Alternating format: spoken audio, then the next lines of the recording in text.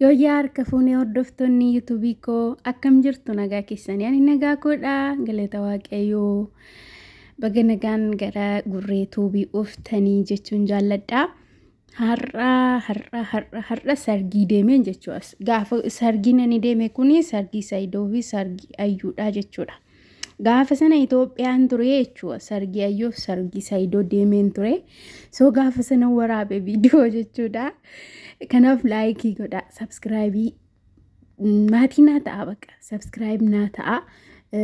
Guys please laayikis godha viidiyoo koo gaafa laaltanii galatoomaa isiniin jechuun barbaada. Annan qoosee sargii Saayidoo miti asuma sargii biyyan jirutti sargii ta'eetu maatii ani bira hojjedhu sanaaf guyyaa sana jechuudha.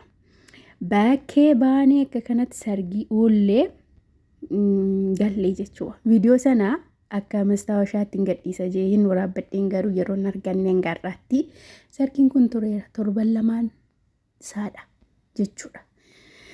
Kana fakkaata. Egaa warri Saawudii beektanii Saawudiin mataa qollaa hin eeyyamamu yoo sargii akkas mana keessa ta'e malee jechuudha. Bakkeen eeyyamamu akkuma beektanii. Isheen sibiraa immoo araba aanaan hin je'ina.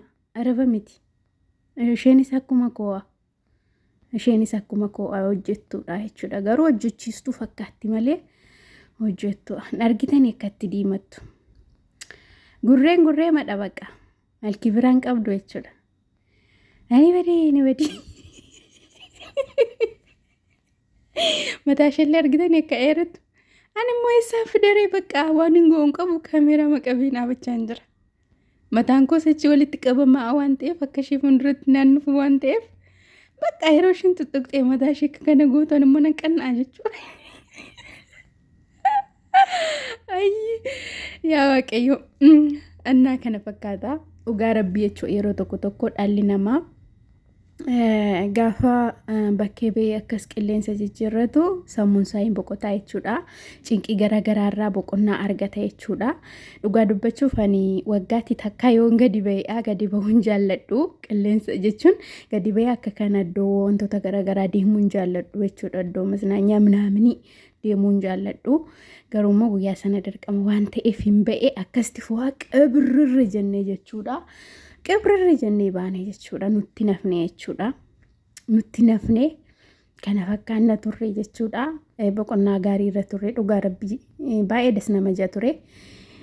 Yaa'u maatii immoo viidiyoo waraabuun bakkeetti baasuun hin danda'amu. Yoo waraabame iyyuu miidiyaa irratti baasuun hin danda'amu. Akkuma beektan shari'aadha waan ta'eef Saawudiin gisee dannas nuuf ni waraabne jechuudha. Waraabbanne garuu bakkee ba'uu hin danda'u. Mistira'a jechuudha. Nu biruma taa'a malee bakkee hin baasnu jechuudha.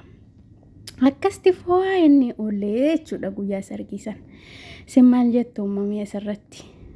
Maal jettu uumasiin mee asirratti? Kana fakkaata ture olmaan gwaddanyittii kosii kunu affarte jechuudha. Qaanofte jechuudha waan agarsiistee tu'a.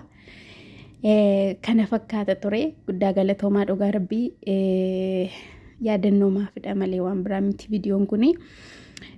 Maatii naa ta'a subscribe godhaa laayikii godhaa viidiyoo koo please uummata fiqirii laayikii naa godhaa.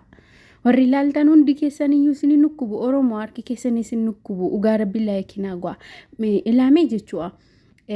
Uummanni warri kaanii akkatti wal guddisan hin argitu. Ijoolleen Oromoo maaliif subscribe waliin gootan?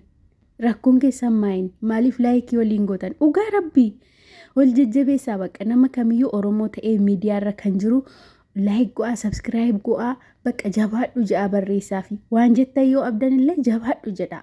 Wanta gaarii yoo inni hojjetaa jiraate jabaadhu jedha. Wanta hamaa yoo inni hojjeta ta'e immoo laa akkasiin godhiin irraa deebi'i jedha barreessaa fi. So akkasti wal jajjabeessina jechuudha. Naa akkasti wal jajjabeessina hundumti keessanuu wal jajjabeessaa.